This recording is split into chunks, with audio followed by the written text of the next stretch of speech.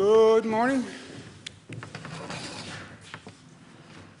case anyone doesn't know anyone who's here today, from my far right, Dr. Malatras, who's not really a doctor, Dr. Zucker, who is really a doctor. To my left, Melissa DeRosa, Secretary to the Governor. To her left, Robert Mejica, Budget Director. Let's give you some facts today. My man, Sergeant Joe Friday, just the facts, ma'am.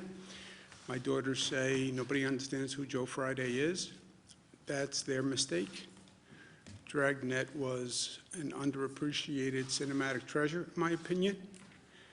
Joe Friday, just the facts, just the facts. Here are just the facts. Hospitalization rate is down from 18,000 to 17,000 mark. That is good news. Total hospitalizations down. We talk about the flattening of the curve, the apex. How long is it flat? When does it start to curve? We don't know, but this is a good sign today. If you look at the net change in hospitalizations, it's down more significantly than it has been, so that's positive news. Three-day average, which again is more accurate than the day-to-day counts. I'm a little skeptical about the day-to-day counts. This is all a new reporting system, but the three-day average is more reliable. ICU admissions number is also down significantly for the first time, so that's good news. Intubations is down, and that's really good news because the intubations ultimately lead to the worst news. 80% roughly of people who get intubated never come off the ventilator. The number of new people who are diagnosed with COVID, about 2,000 still yesterday. So when you see the reduction in rates, remember what we're talking about. We're talking about a reduction in increases. You still have 2,000 people every day about who are walking into a hospital for the first time or who are being diagnosed with COVID for the first time. And 2,000 is still a lot of people. But the good news is it means we can control the virus, right? We can control the spread. And we did not know for sure that we could do that. We speculated that we could do it, but we didn't know. So now we know that we can control this disease. The bad news is 2,000 people walked into a hospital yesterday for the first time with the disease, and the worst news is 600 people died yesterday from the disease. That is still continuing at a really tragic rate. Of those deaths, 577 in hospitals, 29 in nursing homes. We've been watching the nursing homes because nursing homes in many ways are ground zero for this situation. Last night, the number in nursing homes was relatively low. Everyone asks the same two questions: when is it over? And how do we get there? How do we start to make our way from here to there? When is it over? As I've said, you know, when is it finally over? It's over when you have a vaccine, and that's 12 months to 18 months. We've said to the FDA, any way we can be helpful in the testing of that vaccine, how do we accelerate that? How do we expedite it? New York is ready, willing, and able to do that with the FDA. Maybe there's a medical treatment between now and the vaccine. That would be great. But those are unknowns, and it's out of our bailiwick. We are working with a lot of companies that are working on treatments.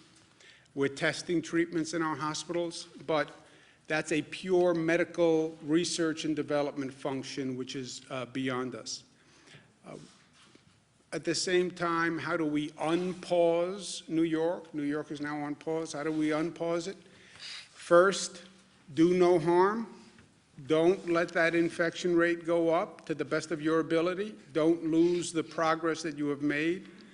Second, now go back that we have some stability and we can actually work with the healthcare system, which we had on overdrive for many, many weeks, and we had increased the capacity, as you remember. Every hospital had to increase capacity 50%. I mean, just think about that. 50% more beds, staffing those beds during this horrific period. Now we have a chance to be more intelligent, frankly, about handling our healthcare system. Testing and tracing, testing and tracing, testing and tracing, and we need the federal government to work with us on that. And then phasing an economic return to the quote-unquote new normal, right? Those are all activities that are going on at the same time, and that's our plan to quote-unquote unpause New York. You stopped everything. How do you now restart that machine in a coordinated way that doesn't drive up the infection rate? That's the balance that we're trying to strike. On unpausing and having businesses open, that is a nuanced question. There's no light switch. It's not all businesses go back tomorrow. It's what businesses, what do they do, what risks do they pose, and what changes can they make in their business to make them more safe. You know, this is not just government deciding. It's government deciding with private businesses who now have to take a look at this new normal, this new reality, and tell us how they think they can adjust to it.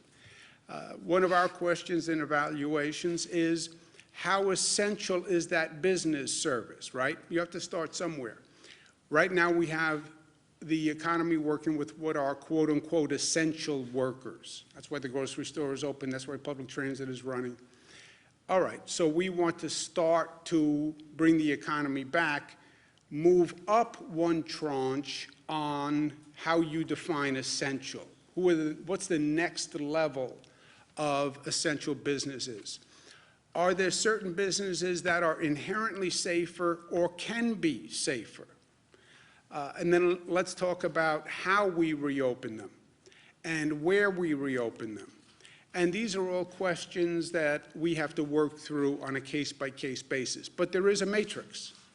And the matrix is how important is the business to society, how essential a service, and how risky is that business from a rate of infection. And obviously, the more essential a business, the lower the risk, the more they are a priority. And then how do you do it? You do it in phases of priority, and then you phase it up the way we phased it down, which is by percentages. And this is going to be an ongoing process over the coming weeks that we're working through with the other states. But the what, the how, the when, looking at how important that business is and what the risk that business poses, and then do it in coordination with our other states, because this is really a regional issue and it should be addressed on that basis. Coordinating with the other states doesn't mean we'll always be in lockstep, but we'll talk through everything first, and hopefully we're not doing something that's contradictory to another state at a minimum. And so far, so good on that exercise. And then analysis is ongoing. But it's not going to be all about what government does, what government does. The private sector now has to think about what they do and how they do it and how they can do it differently in this new normal. Reimagine your workplace. And we learned a lot through this situation. People worked from home. Well, how many people can continue to work from home and the business still work? How do you socially distance in the workplace? Can you socially distance in your workplace? What are your new normal procedures and practices? How do you think you're going to get workers back and forth? And what precautions would you take? In the workplace, how would people work, and where would they sit, or where would they stand? And how do you do it without conference meetings? And how do you do it without gatherings? How are you going to interact with the public in a way that keeps the public safe, right? We're talking about businesses that pose a lower risk, tell us how you intend to organize and conduct your business. And can you do it in a way that poses a lower risk? And what would you do with your workforce to make sure if an infection happens that we can jump on it quickly? And then as we're going through all this planning, this is going to be a moment of transformation for society. And we paid a very high price for it. But how do we learn the lessons so that this new normal is a better New York? And there are lessons that we must learn from this because we do need to do things differently, or we can do things differently, and we can do things better. Part of the way across that bridge is testing. It is the single best tool to inform decisions and to calibrate all of this. This new testing world is a new frontier for all of us. New York State has been very aggressive about doing testing. We set a very ambitious goal when we began, and I'm happy to say they did it. We've done 500,000 tests in 30 days. That's more than California, Florida, and Michigan combined. And this is all about figuring it out first and taking a system that frankly didn't exist and creating this testing system and this testing regimen. 500,000 tests in 1 month. It sounds great, and it was great. It was a great accomplishment. And congratulations to everyone who put it together. But when you think of 500,000 tests in 1 month, and then you compare it to the fact that you have 19 million people in the state, you have 9 million workers, the 500,000 doesn't sound so big, right? So we have many questions to answer. Where do you test? How do you get the supplies? How do you coordinate the private labs? How do you coordinate the demand going to these private labs, right? Everybody wants testing. Private sector companies are calling for testing, and they're going right to the labs. Everyone is going right to these labs, and 50 states are competing, and the federal government is buying product from these labs. This has to be figured out, and it can only be figured out in partnership with the federal government. On top of that, once you go from testing, you have to trace every person who comes up positive. Trace means investigate. Investigate all those prior contacts. And then one contact, you test that person, leads you to another person. So the tracing investigators are really assembling an army that does not now exist. I spoke to the White House again this morning about it. I understand that this is a problematic area and the federal government's not eager to get involved in testing. I get that, but the plain reality here is we have to do it in partnership with the federal government. You're talking about supply chains that go back to China. A state does not have the capacity to do that. And there's no reason why you would have 50 states each trying to figure this out on their own, competing with the federal government, competing with the private sector. So I'm very much looking forward to the federal government's willingness to tackle this, understanding that it will be imperfect at best. But if we work together, we can do better than any of us could do alone. And that's what this is all about. You're not going to achieve optimum performance. You can't put together this national system with perfection. So people are understandably reluctant to get involved. But understanding the risk and understanding that it's never going to be done perfectly, if we work together, we can do better. And that's what we have to actually accomplish. We have to strengthen the healthcare system. Our surge and flex, which is the first time we've ever called upon all these hospitals to work together and coordinate. Every hospital was basically its own enterprise. and then we go back and say, well, you all have to work together and coordinate, and we're going to help you coordinate. It was first time that's ever happened. We understand about a stockpile like we've never understood before. We understand about sharing resources like we've never understood before. And we understand about sharing among states and how good people were to New York when we needed it, and states stepping up and sending us ventilators. And I said, New Yorkers, don't forget, and New Yorkers are the most generous and most gracious, and we'll be there when people need help. New Jersey is still looking at their curve rising. The wave hasn't crested in New Jersey. They're our neighbors. Anything we can do to help. I've told Governor Murphy all he has to do is ask. We're here, and we're going to send 100 ventilators to New Jersey. But the key to all of this, the calibration, is the infection rate. And this gets a little technical, but I need people to really understand this. Why don't you open tomorrow? Because we're afraid the infection rate will go up. And everything we've been doing is to slow the infection rate. Well, how do you track the infection rate? We don't. We don't track infection rates. We see hospitalization rates, which are different. A hospitalization rate is a person who got infected and became seriously ill, so they had to go to the hospital. But we don't know how many people have been infected or are getting infected. We only know at this point how many people walk into a hospital, okay? Or how many people get tested in a nursing home. If you have advanced testing, then you'll have a better idea what % of your population has actually been exposed. That's what the antibody testing is all about.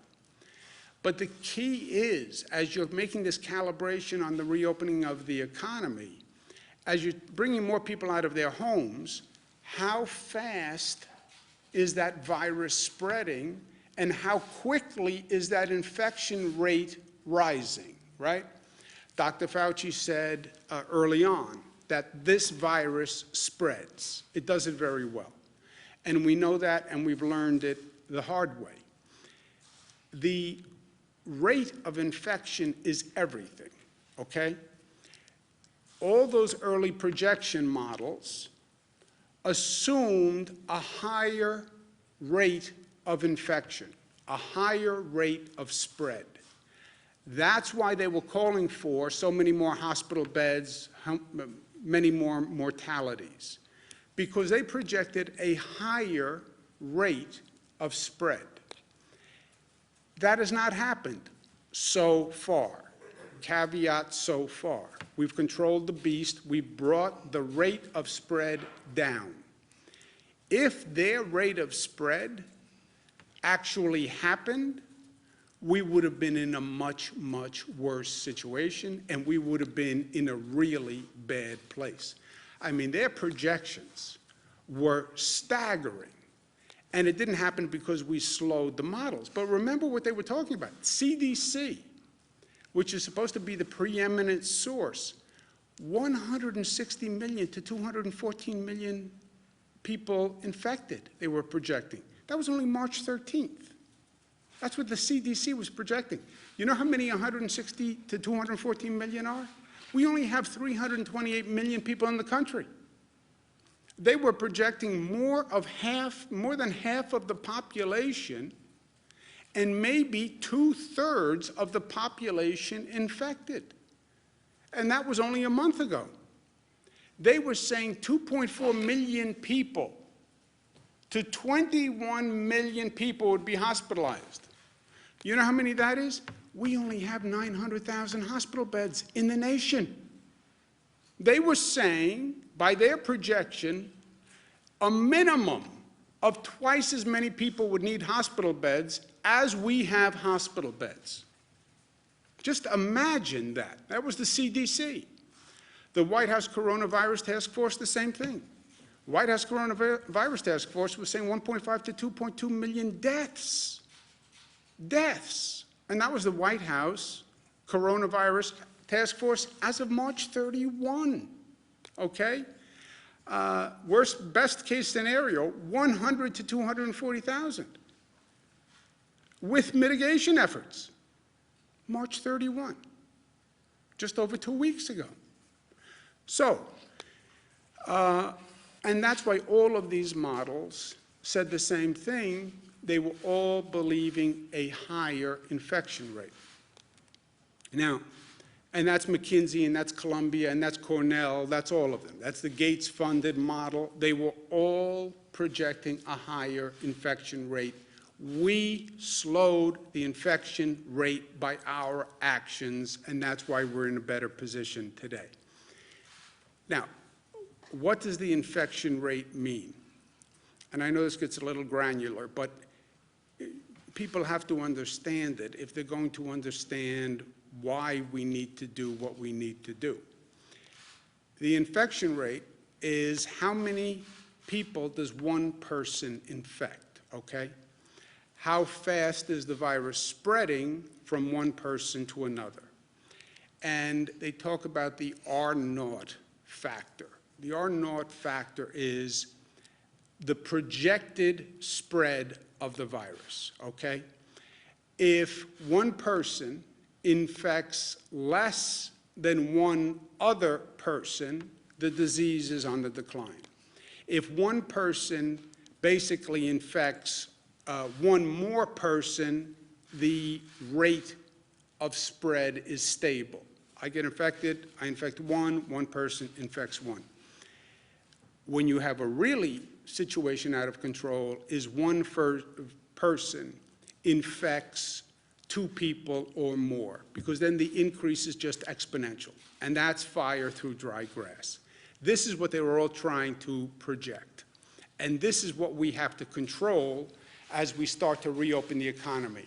We say, we turn the valve on the economy, we open a little bit, and we watch the meter, right? What's the meter? The meter is the hospitalization rate, or even better, the virus spread rate.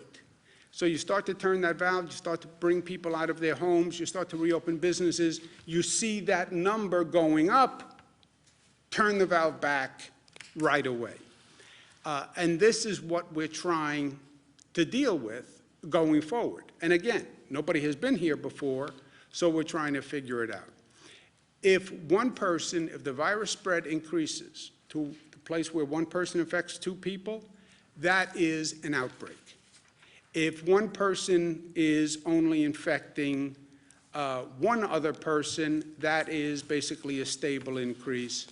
Ideally, one person is infecting less than one person, and that is a decline of the spread of the virus, and that's what we're shooting for. Just to belabor this one more point, where you've seen an outbreak epidemic spread, it's when one person is infecting more than one other person. That's when you're out of control. On the Diamond Princess cruise, the infection rate was one person infects 2.2 additional people. Wuhan was one person was infecting 2 people or 3 people. The 1918 pandemic, one person was infecting 1.5 to 2.8. On our severe projection, one person was infecting 1.4 to 1.8. On the moderate projection, one person was infecting 1.2 to 1.4, okay? What we've done, because of our mitigation efforts, social distancing, stay home, lock the door, we've brought it to less than 1. Our infection spread rate is 0.9, okay? Wuhan, which really closed down everything, and locked it up, Wuhan brought the infection rate down to 0.3, okay? So that's the range we're talking about. But when you think about that, we're now 0.9, we only have a margin of error of 0.9 to 1.2. 1.2 takes you back to the high projection rate. We're at 0.9. That does not leave you a lot of wiggle room. So you're going to start to phase the reopening. You're at 0.9 now. After this entire close down, if you go to 1.2, you're going to have a problem again.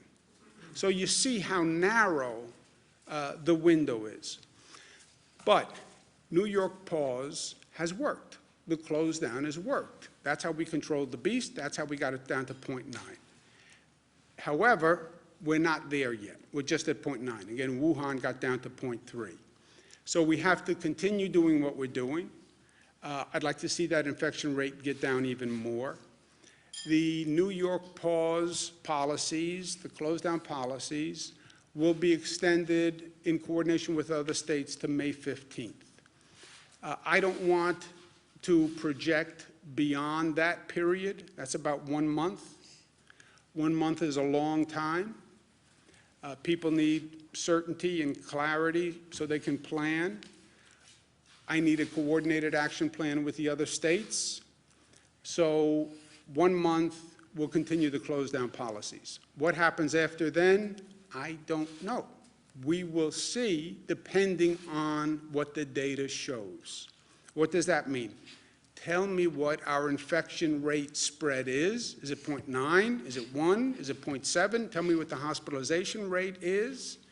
And then the experts will tell us the best course of conduct based on that data.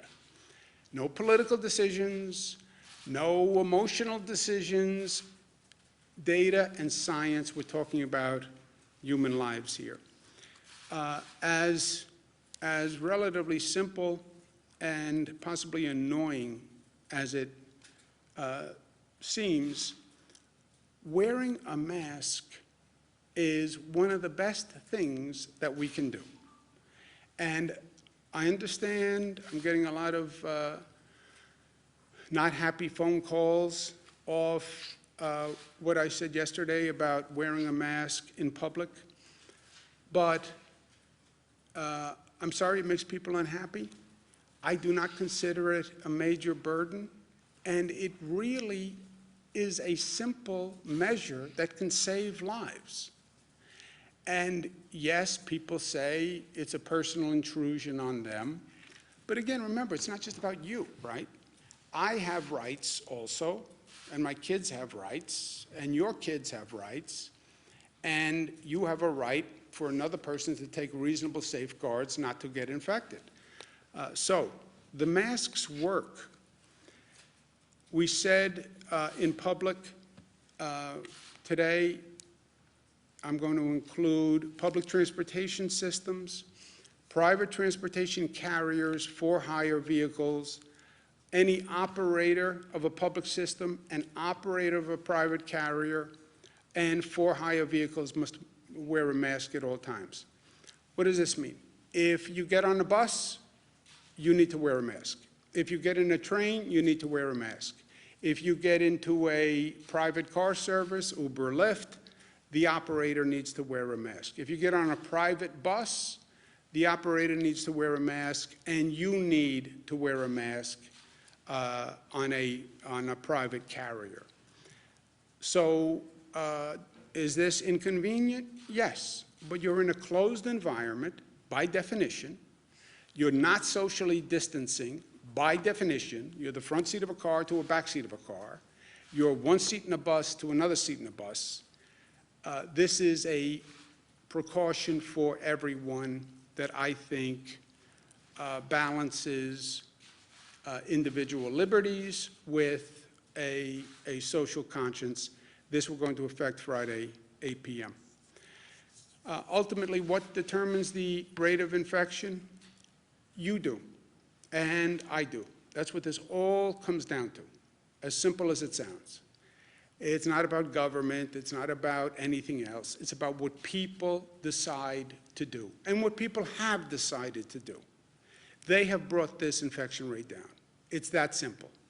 Nurses, doctors did a phenomenal job. First responders did a phenomenal job. Essential workers did a phenomenal job. But that rate came down because people changed their behavior. That's what happened. It is about the behavior of our people. It's that simple. It's our behavior. It's our level of discipline. It's how we educate our children. It's how considerate we are of others. What we're willing to do to safeguard others' health in our community. That's what makes all the difference on what we're doing. And it is the simple things. It's wearing a mask, it's washing your hands, it's the hand sanitizer, it's the social distance, it's making sure your children understand what to do, what not to do. It's all of these simple procedures that seem almost insignificant, but on a collective basis make all the difference in the world. And it is making smart choices. I want to get out of the house, I'm going crazy, I need to do this, I need to do this. I know, but be smart. Be smart. And engage what you're doing relative to everyone else and relative to the overall goal. But I will tell you, and I don't know that people truly appreciated this. I don't know that I did. Of all the unique aspects that we have learned going through this, the most positive and the most surprising to me has been how people have responded. The policies that I have communicated are not worth the paper they are printed on. I could stand up here as governor and say, we must do this, we must do this, we must do this. These are some of the most life-changing policies government has ever issued. Think about it. This is not government saying, here's your tax rate, here's age of voting. This is government saying, stay in your house, don't touch another person, wear a mask. Government, I don't even have the ability to enforce these measures on any scale if people said, I'm not willing to do it. These policies, which are difficult, which are life-changing, they are being implemented by people because people are choosing to do the right thing. It is that simple. And what this is all about, today, the masks on transportation. I trust in New Yorkers. You know, I believe if the facts are presented to the people in this state, New Yorkers will do the right thing. What is the right thing? There's always a right thing. It is the appropriate path that is socially and morally correct. And New Yorkers have a very strong right thing quotient. They know what the right thing is when they hear it. And all I'm trying to do is give them the facts and the information to explain why I'm suggesting these actions. They decide whether or not to follow them. I can't put a mask on 17 million people. 17 million people will decide whether or not they'll do it. But they have done it because they have the facts, they have the information, they understand the risks, they understand the rewards, they understand the consequences, and what they have done has worked. And it's brought this state forward, and it'll bring this nation forward. And that's New Yorkers at their best. And that's because we are New York tough, and because New York tough is more complex than the word suggests. It's smart, it's united, it's disciplined, and it's loving.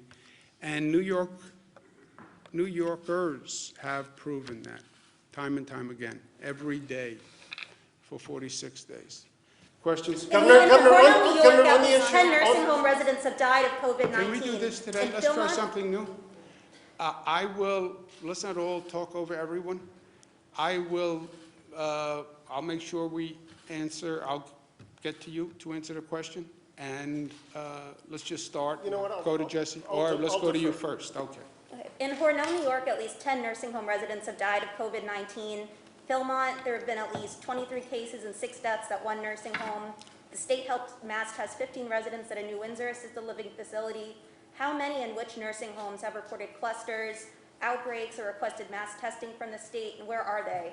And is the state advising nursing homes facing outbreaks to open COVID-only units or transfer patients elsewhere? We've seen at least in Okay, a couple I cases. will get you, I don't know, we have hundreds and hundreds of nursing homes in this state, so I don't know what has happened in every nursing home in the state. I don't have firsthand knowledge of what happened with the nursing homes in Hornell, New York, but we will get you today a list of information by nursing home to the best we have, and as we get that updated, we'll get it to you. Jesse? Governor, on the economic toll of this, Mayor de Blasio is talking about a $7.4 billion hit in terms of tax revenue. Have you discussed help for the city of New York vis-a-vis that, as well as, you know, the 1.2 million people who are now applying for unemployment in the state? Yeah, Jesse, it's simple. Yes, we've had multiple conversations. It's not just New York City, it's Nassau County, Suffolk County, Westchester County. It's every county in the state. It's every local government in the state. And the short answer is we cannot do it. You know, I have a $10 to $15 billion hole. So I'm not in any position to help any of them. That's why I've said this is where the federal government has to step in. And it defies understanding that the federal government is going to say, we've passed major pieces of legislation, pat us on the back, to protect the economy and move the economy forward, but you don't fund state and local governments? And when you don't fund the state and local government, it means the state and local government has to turn around and cut everybody that relies on them. It's not smart, it's not right, it's counterproductive. I understand you don't get the same political credit when you fund New York State or New York City or Nassau County or Suffolk County because it doesn't represent any voters, any people. It's just a governmental entity. I get that. And I get that politically they like to pass legislation where they can call up someone when they get home and say, hey, Jesse, I got a check for you. I understand that. But at one point, you have to put the politics aside and say, we have to do something that's actually makes a difference. And how can you even pretend that you're addressing this crisis when you're starving state and local governments? And that's not a Democrat to Republicans. National Governors Association, headed by a chairman who's Republican, Governor Hogan, great guy, great governor. Myself as vice chairman, we sent a letter saying that to the administration. And by the way, I say it to my Democratic congressional members. I said to Senator Schumer, I said to Senator Gillibrand, you pass a piece of legislation that starves state and local governments, you're not helping the country. You're just not. Well, we have to get to yes. It doesn't matter to get to yes if the bill doesn't do what the purpose is. Bernadette? Just to follow on Marina's question real quickly, why has it taken so long to get specific information about specific nursing homes? That would seem to be in the public interest for people to know where people are dying. We're putting it together. You know, you have to appreciate the practical reality here. That's why I say watch this whole reporting system. You have hospitals that are dealing with hell every day. And you're basically saying, make sure your report isn't late, which is what the Department of Health says. Nursing homes that are dealing with hellacious situations, or make sure your report is on time. Yeah, and look, I've been on the phone with these types of facilities, and they say, I understand, make sure my report is on time. I have 7 people critically ill, I'm short-staffed, I don't have enough PPE, and you're giving me a hard time about reports. So in the balance of things, I understand the degree of difficulty. And how many nursing homes are there? 613. 613 nursing homes, right? So you're not talking about one phone call. But we are getting the data. It is coming in. When will we have it? Do we know? Today.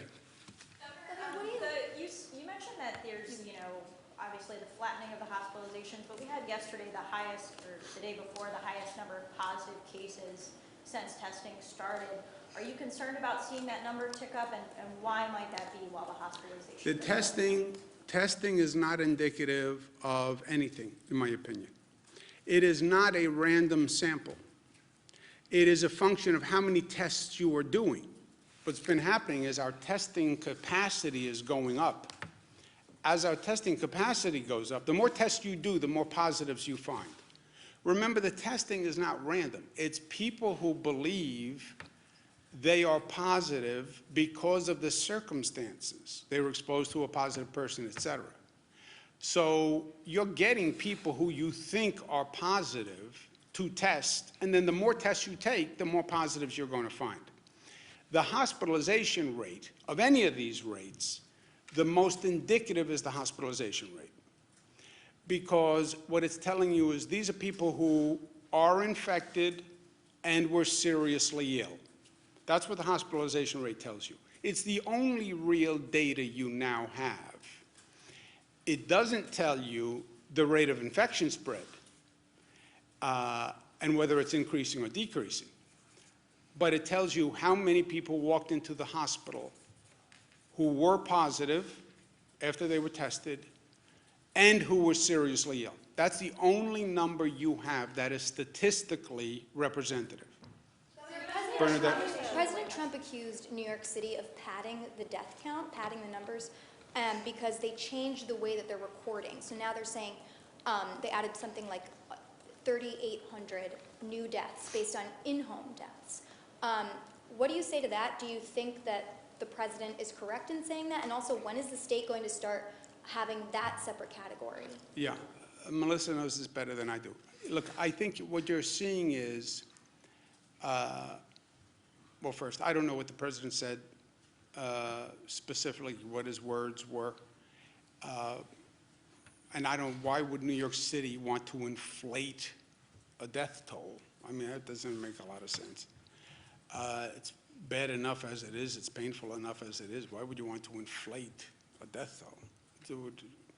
Look, I don't know, but it sounds even more bizarre than usual that anyone would want to do that. I think what's happening is they're changing. CDC put out different guidelines about what numbers you must report. We've always said all we really know are deaths in a hospital or deaths in a nursing home. Could people be dying at home because of the coronavirus and we're not counting them? Yes. Was this a rough estimate? Yes. So now we're trying to refine the estimate, other categories, other possibilities. I think that's what it is more than anything. It's more of a reporting process. But Melissa, do you know anything more No, about it's exactly what the governor said. So the CDC put out guidance on reporting. So actually, it's the president's own CDC that put out this guidance. And the city was very clear. They actually did not tack on that number to the total death count. They created a new category that's called probable deaths. This gets murky, right, because a lot of people are dying of various things, and if it's shortness of breath or you had a fever, there's a lot of assumptions that could be going on behind the positive. Everybody knows in this room, Assemblyman Brodsky, the assumption was that he had died from COVID. A few days later, they discovered it actually wasn't COVID. So the number is not precise, and the city actually did not put that number into the death count number. It's a separate category. I actually believe the press misreported this in some instances and conflated the two. And so that's what it was. But they did not pad the numbers, and this was a CDC-directed category that the city started reporting that the state is actually also working to report. Excuse me a second. Did you want to add something, Doctor? It's exactly what you mentioned. It's the presumed, as Melissa said, they're presumed deaths, that somebody died from something which may have been a different respiratory illness, and they said, well, maybe it's coronavirus. Right, because the Post reported last week that EMS and law enforcement were going to homes and getting that raw data and saying, hey, this could potentially be a much larger number. So is that the kind of misreporting you're thinking about? So, but I'm saying when I say conflating, I'm saying there's probable deaths, and then there's the people who we know to have confirmed died of COVID. They tested positive, or after they died, there was an autopsy done, they tested them, and they confirmed after they died that they had COVID. So probable is a category that it's somebody who died, and based on the symptoms or based on how they died, they believe that it could probably have been COVID. So that's that category. The underreporting of the deaths in the home is another added complication into all of this. But to answer your first question, the city did not pad the numbers. They created a separate category to address the probable deaths, which was a directive of the CDC. Yeah, I think what happened, I think that refreshes my recollection. I don't think the city put the numbers together. I think the Times wrote a story that put the numbers together and then said they had a much higher number. I get it's a great headline, but it's not totally accurate. Karen? Reports out of hospitals that some of the COVID patients, or a significant number, are having kidney failure, and that now that there's a shortage of the dialysis machines. I guess maybe that's more of a question for Dr. Zucker of how, is that something that you're Shortage worried of about or dealing dialysis with? machines? We have heard that we are looking into this about those who need renal dialysis and to make sure the machines are available for individuals. And regarding having kidney failure as a result of having coronavirus, often when people get that ill and end up in the intensive care unit with multi-organ system failure, multiple problems, the kidneys are one of the organs which take the hardest hit initially. Is there a shortage right now? We have heard about an individual report, but there aren't shortages that are across the board. Now, every once in a while we've heard that they need a dialysis machine, and we worked on that to get them in. If they have a shortage, Karen, they call us. We have these daily inventory equipment sharing. That's a surge flex. So if any hospital has a shortage of anything on a daily basis, they let us know, and then we find that, and we've been able to find that equipment for them or that PPE, so nobody's had an actual shortfall. But if somebody had a problem that they couldn't do dialysis because they didn't have machines, they would have more than likely let the state know. Go ahead. I have a few follow-up questions on masks. Does the mandate apply to kids? 2 years and older. 2 years and older. Depends how you define kid. Which is what the CDC recommends. Okay. Yesterday, when referring to the mask mandate, you said it's not that inconvenient. You said, what's the big deal? For many people, we've learned it is a big deal to wear a mask. They feel that this is a symbol of government control. A lot of people feel that this is a symbol people are falling prey to fear. And we've seen doctors on the news for weeks now saying that regular masks, regular medical masks, and the cloth masks do little to protect you from coronavirus. Do you feel like you're underplaying the impacts of your mandate? No, I said, I don't know how you're going to be underplaying. I said that I know there's a lot of opposition to this. I've had many people say they don't like it. So, no, I'm fully aware of the opposition to wearing a mask. It's a face covering, right? Just so we're all saying the same thing. It's a mask or a cloth covering of the nose and mouth. It doesn't have to be a mask. It could also be a cloth covering. But no, I understand that people do not like it. And people understand, some people do not like it. And some people think it is an imposition. And it is a government overreach. I understand that. By the way, some people think the close down order was a government overreach. Some people think that this is all a fabrication and a political conspiracy. To them, I say, if you don't think 600 people died yesterday, and if you don't think that's a problem, I disagree with you. If you doubt that 600 people died, I'll bring you to see the 600 people. So is it a fabrication? No, 600 people died yesterday, okay? And that's a reality we deal with every day. We want to see fewer people die. I'm asking New Yorkers to wear a mask, not just to protect yourself, but to protect other people from you. If you have the virus, you can infect other people. And you have a liability, a responsibility not to infect me because you're sick. And that's what a mask would help. I understand the opposition. My phone's ringing off the hook with the opposition. I also understand what 600 deaths mean. I understand the toll on the healthcare system. I understand the nurses and the doctors who are stretched to their limits. I understand the police officers who go out there every day and who are afraid. And asking New Yorkers to wear a mask at this time, I think, is more than reasonable. I understand that people disagree. Are you wearing a mask on the day-to-day? When I am in public circumstances, yes.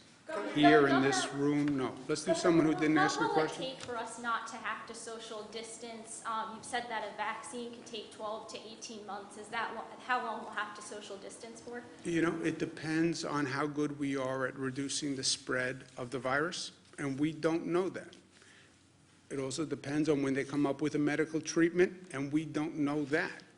So I understand people want certainty and closure, but we don't have it. We don't have it. Let's do someone who didn't ask a question. Josefa? California, Gavin Newsom is giving undocumented immigrants $500 since they were cut out of the federal stimulus package. Is New York considering doing something similar, and can we do that considering our financial state? Well, look, we financially, if we don't get the federal government to actually pass a piece of responsible legislation, and I've said to to the extent they care for my 2 cents, our senators, don't pass a piece of legislation if it's not responsible. Well, then they'll say we didn't pass legislation. Yeah, say I wouldn't I wouldn't pass an irresponsible piece of legislation. Better than passing an irresponsible piece of legislation, right? If those are the options, life is options. So yeah, we are at a point financially where we have a $10 to $15 billion deficit. Yesterday I was asked about, well, why not just let the raises go through for state workers? When you are broke, it would be irresponsible to do these things. I do hope and believe the federal government should have a more inclusive policy. But let's do Undocumented immigrants, that there's no shot. Well, we're looking at it, but we have real financial problems right now. Hey, Governor, at a time when you're talking about the importance of regional coordination, it seems Governor Murphy is allowing state parks to stay open, yet here in New York State they are closed. Is that problematic? You know, as I said, there's not going to be 100% conformity of the plans. More, it's understanding what they're doing, what we're doing, so we don't conflict and bump into each other, which has happened in the past, because people make decisions. The state parks, look, I can argue it either way, right? All of these things are judgment calls, but I don't think that's especially problematic either. And regarding unemployment, we're hearing stories that people are still not getting return phone calls within 72 hours, particularly people who are self-employed, who have lengthy documentation to fill out. Has that been an issue? I don't know if it's for you. I have not heard that. Melissa, do you know where that is? So again, let's do some context here. As Jesse noted, and the Labor Department is going to be putting out the figures later today, another 400,000 people filed claims on insurance in the last week, the week ending this past Friday, which brings us up to 1.2 million claims in the last 5 weeks. To give you guys a sense of comparison, during the entirety of the 2008 crash, New York State lost 300,000 jobs. So in terms of the volume that the Department of Labor is dealing with, just for everyone's understanding. At this point, they have completed 925,000 claims. There's 275,000 claims that are outstanding. Some of those people are from the last week. Some of those people, unfortunately, date back to the middle of March. Most of the people who date back to the middle of March are people who require additional forms for, as you said, people who are self-employed, people who are contractors, and so that process has been taking longer. We're working together to try to figure out the best way possible to expedite this. It's great that the system has worked better for some. If you're one of the people who are still struggling, it doesn't matter at all, and we understand that, and I sympathize with that, and I apologize for that. And we're going to continue to do everything we can to bring the system up to deal with this scale as soon as possible. Let's do one more. Somebody go. What about low-income people or homeless people who maybe might not be able to purchase a mask? Is there going to be a way for them to maybe pick up one or something? Yes, we're working on that, and we're working with local governments in making sure people who can't pay for a mask can have one. Remember, it's not a mask. It's a face covering, so it can be a handkerchief, a bandana, it can be a cloth covering, et cetera. It can be stylish or fashionable or just boring and plain like mine. All right, I'm going to go to work.